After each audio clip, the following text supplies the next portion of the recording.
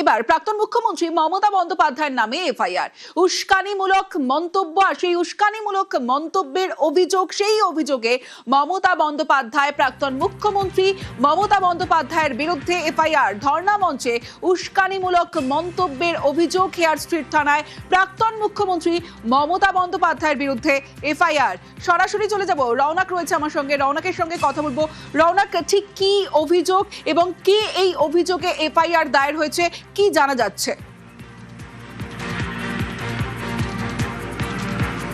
দেখো, তুষারকান্তি দাস নামে একজন ব্যবসায়ী গত 5 তারিখে নেতাজিনগর থানায় একটি এফআইআর দায়ের করে, 0 এফআইআর যাকে বলা যেতে পারে, এবং সেটি পরবর্তীতে 7 তারিখে হেয়ার স্ট্রিট থানায় স্থানান্তরিত হয়। মূলত অভিযোগ ছিল যে নির্বাচনের আগে 9 মার্চ প্রাক্তন মুখ্যমন্ত্রী মমতা বন্দ্যোপাধ্যায় একটি জনসভা থেকে সাম্প্রদায়িক উস্কানিমূলক মন্তব্য করে, যাতে সাম্প্রদায়িকতা নষ্ট হতে পারে এবং জনগণের মধ্যে একটা বিভেদ সৃষ্টি হতে পারে। এই ধরনের অভিযোগ তিনি লিখিত আকারে জমা করেন এবং তারপরেই গত চলতি মাসের 7 তারিখে হেয়ার স্ট্রিট থানায় এই অভিযোগের ভিত্তিতে মামলা রুজু করে পুলিশ। এবং যে বিষয়টি জানা যায় যে 3টি সেকশনে এখানে মামলা রুজু করা হয়েছে।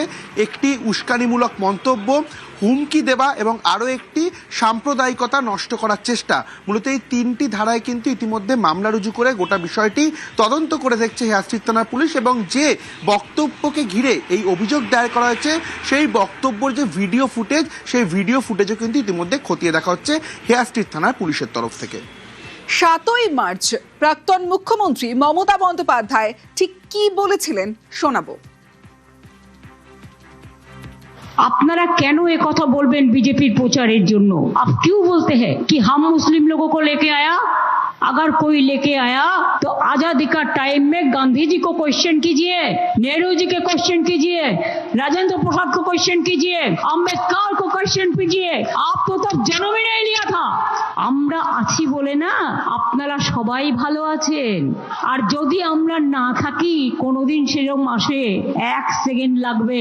একটা কমিউনিটি যখন জোট বাঁধে না, ঘিরে ফেললে 1 সেকেন্ডে দেবে একদম 12টা বাজিয়ে। যদি নিজেদের 13টা বাজাতে না চান, বিজেপির অপপ্রচারে কেউ ভুল বুঝবেন না।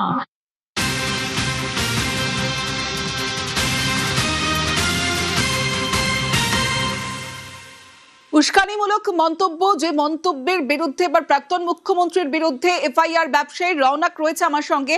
রওনাক, এই যে এফআইআর দায়ের করেছেন ব্যবসায়ী, এবার পুলিশের তরফে কি পদক্ষেপ নেওয়া হয়েছে?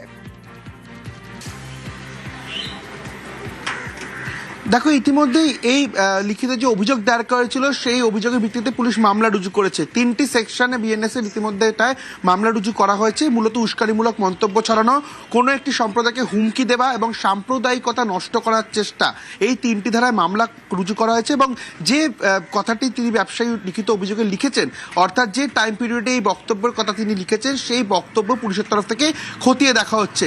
অর্থাৎ পরবর্তীতে এই বিষয়ে যখন পুলিশ তদন্ত করবে, তদন্ত যদি প্রয়োজন হয়, প্রাক্তন মুখ্যমন্ত্রী মমতা বন্দ্যোপাধ্যায় তাই কিন্তু ডেকে জিজ্ঞাসাবাদও করতে পারে হেয়ার স্ট্রিট থানার পুলিশ। যেহেতু এখানে সাম্প্রদায়িকতা নষ্ট করার চেষ্টা এবং হুমকির বার্তা চড়ানো, এই ধরনের ধারা কিন্তু এই ঘটনাকে কেন্দ্র করে পুলিশের তরফ থেকে মামলা করে রুজু করা হয়েছে। সেক্ষেত্রে এই মামলা ইতিমধ্যে পুলিশ খতিয়ে দেখছে। বিশেষ করে যে ভিডিওটি এখানে দেখা যাচ্ছে, যেখানে তিনি এই ধরনের মন্তব্য করছে, সেই ভিডিও ফুটেজও কিন্তু পুলিশের তরফ থেকে খতিয়ে দেখা হচ্ছে।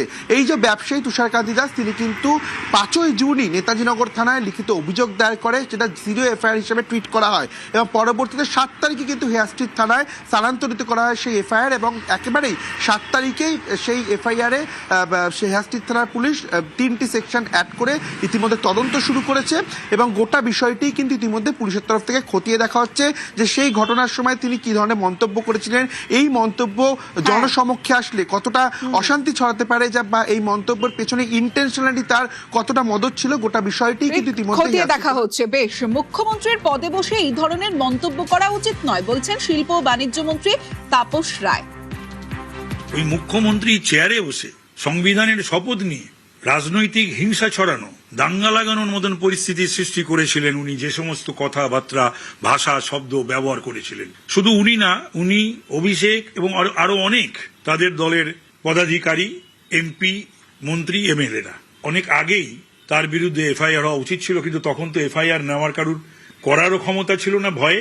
তার কারণ হচ্ছে তাকে তাহলে মাওবাদী কেস অথবা শ্লীলতাহানি অথবা গাঁজা কেস অথবা যে কোনো কানেকশনে তাকে অ্যারেস্ট করত।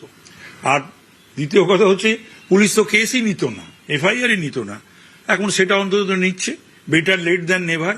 আইনের ঊর্ধ্বে তো মমতা ব্যানার্জি নন যে তার বিরুদ্ধে এফআইআর করা যাবে না বা কেস করা যাবে না।